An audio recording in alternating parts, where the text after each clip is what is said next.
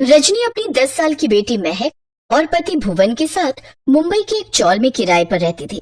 रजनी का पति भुवन दिहाड़ी मजदूरी करके अपनी घर गृहस्थी चलाता था, लेकिन दिहाड़ी मजदूरी का काम उसे कभी कभार ही मिल पाता था, जिससे उसकी ज्यादा आमदनी नहीं हो पाती थी। एक रोज जब भुवन लेबर चौक पर बैठा हुआ होता है, तभी उसे वहाँ उसका दोस्त विनोद मिलता है। अच्छा हुआ भुवन, तो मुझे यहाँ मिल गया। मैं कब से तेरी ही राह देख रहा था। क्या बात है विनोद, तू मुझे क्यों ढूंढ रहा था? एक बिल्डिंग पर पुताई करने का काम मिला है। दिन की 700 रुपए की दिहाड़ी है, पर बिल्डिंग की ऊंचाई बहुत ज्यादा है। तू कर लेगा ना? हाँ, मैं कर लूंगा।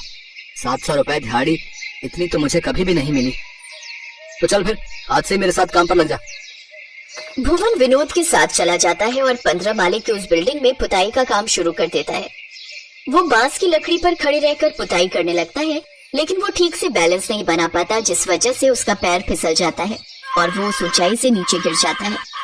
जमीन पर गिरते ही उसकी मौत हो जाती है। इस घटना के बाद रजनी और महक की तो दुनिया ही उजड़ जाती है। उनका रो रो कर बुरा हाल हो जाता है। ऐसे ही हफ्ता गुजरता है। फिर एक रोज रजनी, अब मुझे कुछ काम ढूंढना ही होगा। कब तक मैं अपनी बच्ची को यूं भूखा रखूंगी? लेकिन क्या काम करूं, मेरी तो कुछ समझ में ही नहीं आ रहा। तभी विनोद एक आदमी के साथ वहां आता है। रजनी भाभी, ये उस बिल्डिंग के मालिक हैं जहाँ भुवन काम कर रहा था। देखिए, विनोद ने मुझे बताया था कि आपकी माली हालत बहुत बुरी है और आपका गुजारा आपके पति की कमाई पर ही चलता था। अब मैं उन्हें वापस तो नहीं ला सकता, लेकिन मदद के तौर पर आप मेरी तरफ से ये 70,000 रुपये रखिए। नहीं, मैं ये नहीं ले सकती। अपना भाई समझकर इसे रख लो बहन। रजनी वो पैसे रख लेती है। तभी विनोद भी उसे 10,000 रुपए मदद के तौर पर देता है। उन पैसों में से थोड़े से पैसों का रजनी राशन लाती है और कुछ पैसे मकान के किराए के लिए दे देती है। आखिर ये पैसे कब तक चलेंगे महक? एक न एक दिन तो खर्च हो ही जाएंगे। इसलिए हमें खुद का कोई काम शुरू करना होगा ताकि हमें आमदनी आती रहे। लेकिन क्या काम शुरू करें, मेरी कुछ समझ नहीं आ रहा।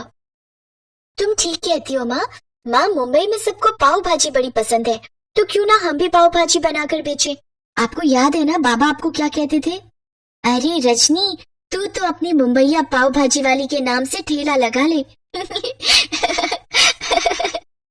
इस बात पर दोनों हंस पड़ती है। फिर अचानक ही दोनों की आंखों में हंसते हंसते आंसू आ जाते हैं। फिर अगले ही दिन जाकर रजनी और महक बाजार से जरूरी सामान ले आती है। साथ ही पुराना ठेला खरीद लेती है, जिस पर वो मुंबईया पाव भाजी वाली लिख देती है। कुछ देर में ही रजनी पाव भाजी बनाकर तैयार कर लेती है और फिर दोनों ठेला लेकर बाजार चली जाती है। तभी थोड़ी दूरी पर एक पाव भाजी वाले की दुकान होती है। उसका नाम देशराज होता है। वो उसके पास आता है और कहता है, दिखाई नहीं देता है? सामने मेरी दुकान है। चलो अब अपनी दुकान लेकर निकलो यहाँ से। भाई साहब, मैं गरीब कहाँ जाऊंगी अपना ठेला लेकर? वैसे भी आपकी दुकान यहाँ से दूर है। एक बार कहा ना, इस इलाके में तेरा ठेला नहीं लगेगा मतलब नहीं लगेगा। अजीब दादागिरी दिखाने लग गए लोग। एक दुकान क्या खरीद लेते हैं, उस पूरे इलाके के ही मालिक बन जाते हैं। चलो ना माँ, लड़ाई झगड़ा करके धंधा करने से अच्छा है हम आगे ही बढ़ जाएं। रजनी महक के साथ ठेला लेकर वहां से आगे चली जाती है और कुछ दूरी पर एक सुनसान इलाके में आकर ठेला लगाती है। ये इलाका तो सुनसान है, यहाँ तो कोई ग्राहक भी नहीं आएगा। तभी एक गाड़ी उनके ठेले के पास आकर रुकती है। उसमें से 4 आदमी उतरते हैं। उनमें से एक कहता है, बहन जी कैसे दी है पाव भाजी? जी 50 रुपए प्लेट है। अच्छा 4 प्लेट लगा दो। रजनी और महक जल्दी से 4 प्लेट लगाती हैं और उन्हें खाने को देती हैं। उसकी पाव भाजी का स्वाद चखकर वो चारों खुश हो जाते हैं। धीरे धीरे उस रास्ते से गुजरने वाला अब हर इंसान उसके पास आकर पाव भाजी खाने लगते हैं। दरअसल रजनी के ठेले के आसपास और कोई दुकान नहीं थी, जिस वजह से हर इंसान वहां आता जाता तो उसकी पाव भाजी जरूर खाता और फिर उसके स्वाद का दीवाना हो जाता। कुछ ही देर में उसका ठेला पूरी तरह खाली हो जाता है। शाम को जब वो बाजार से होकर अपने घर लौट रही थी कि तभी देशराज की नजर उसके खाली ठेले पर जाती है। अरे सुबह तो इसका ठेला सारा भरा हुआ था और अब सारा खत्म भी हो गया। इसी तरह रोज दोनों माँ बेटी शाम होने तक अपनी सारी पाव भाजी बेच आती हैं। ये देख देशराज सोचता है, आखिर ये दोनों माँ बेटी कौन से इलाके में जाकर पाव भाजी बेचती हैं, जो इनका सारा ठेला शाम तक खत्म हो जाता है। यहाँ मैं दुकान खोलकर बैठा हूँ, फिर भी मेरी इतनी कमाई नहीं हो पा रही। लगता है कल इनका पीछा करना पड़ेगा। देशराज अगले दिन उनका पीछा करते हुए वो इलाका देख लेता है।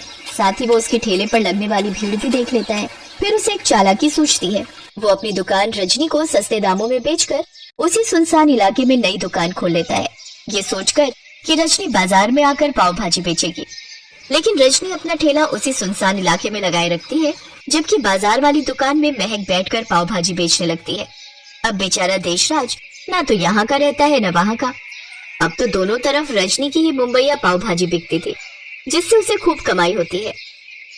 कुछ समय बाद देशराज अपनी वो दुकान भी बंद कर देता है और वहाँ से हमेशा हमेशा के लिए अपने गांव चला जाता है। रजनी और महक अब काफी पैसे कमाने लगती हैं। अब उनकी गरीबी पूरी तरह खत्म हो जाती है।